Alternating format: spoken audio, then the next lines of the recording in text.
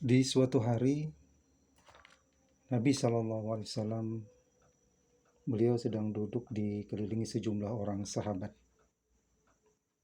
Seperti biasa, beliau menyampaikan nasihat-nasihat, mengajarkan ilmu tentang Islam, tentang kehidupan. Tapi di tengah pembicaraan itu tiba-tiba Rasulullah SAW, beliau terdiam sejenak. Kemudian beliau menghadapkan bicaranya kepada semua sahabat yang ada di sekeliling beliau. Kata beliau, sesungguhnya di antara kalian ada seseorang laki-laki yang gerahamnya di dalam neraka lebih besar dari gunung Uhud. Mendengar apa yang dikatakan Rasulullah, semua sahabat yang hadir di majelis tersebut hari-harinya senantiasa diliputi ketakutan, diliputi kecemasan yang luar biasa. Masing-masing mereka merasa khawatir kalau dialah yang dimaksudkan orang yang akan menerima nasib buruk itu. Jangan-jangan dialah yang dimaksud orang yang kesudahan yang terkutuk itu. Setelah berjalannya waktu, mereka yang mendengar pembicaraan Rasulullah di kala itu, ternyata semuanya berakhir dengan kebaikan. Mereka telah menemui ajalnya, gugur sebagai syuhada, syahid di jalan Allah.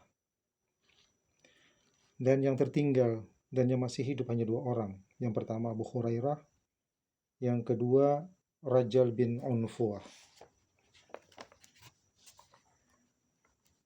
Menyadari akan hal itu, Abu Hurairah merasa lemas dan gemetar seluruh persendiannya.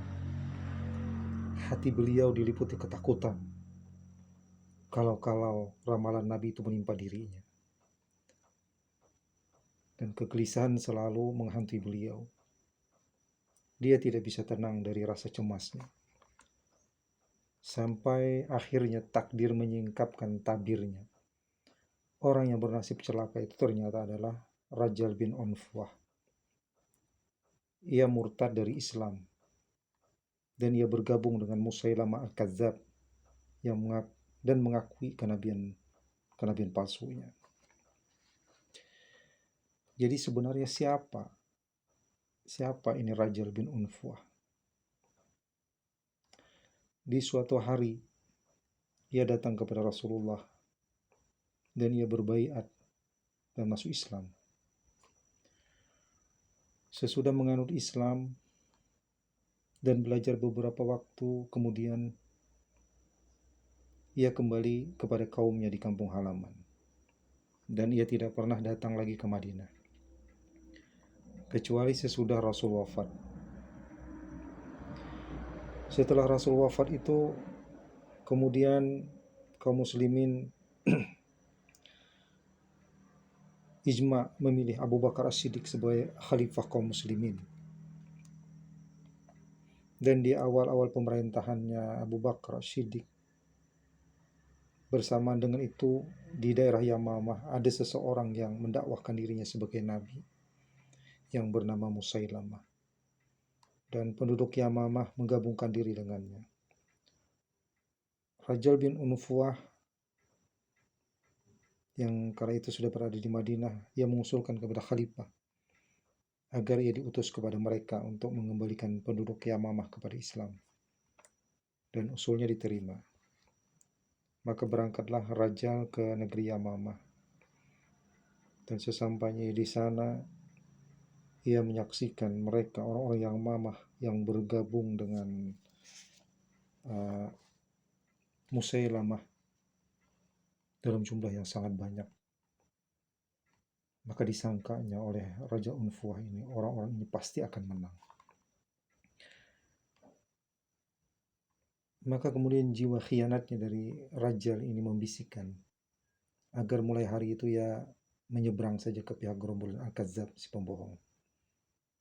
Dan ia menyangka pasti akan jaya dan menang. Maka ditinggalkannya Islam. dan bergabung ke dalam barisan Musailamah. Terlebih lagi Musailamah berbaik hati kepadanya, tentu saja dengan mengobrol janji-janji manis. Jadi apa yang diramalkan Rasulullah SAW bahwa gerahamnya di neraka lebih besar dari Gunung Uhud, dan ini sangat beralasan. Karena bahaya Rajjalnya terhadap Islam justru lebih mengkhawatirkan dari bahaya Musailamah sendiri. Ya, sebabnya karena Rajjal ini dapat menyalahgunakan keislamannya yang telah lalu dan masa-masa kehidupannya bersama Rasulullah di Madinah, serta juga hafalannya akan ayat-ayat Al-Quran yang tidak sedikit. Ia juga sebagai utusan yang ditunjuk oleh Abu Bakar, khalifah kaum muslimin. Dan semua itu disalahgunakannya untuk memperkuat kekuasaan Musailamah dan mengukuhkan kenabian palsu. Jadi setelah tersingkap tabir ini, Abu Hurairah baru bisa merasakan lega. Ternyata apa yang diramalkan oleh Rasulullah bukan dia orangnya. Karena para sahabat yang lain sudah wafat, sudah syahid di medan perang. Dan Rajal bin Unfuah itulah orang yang dimaksudkan oleh ramalan Rasulullah SAW tersebut.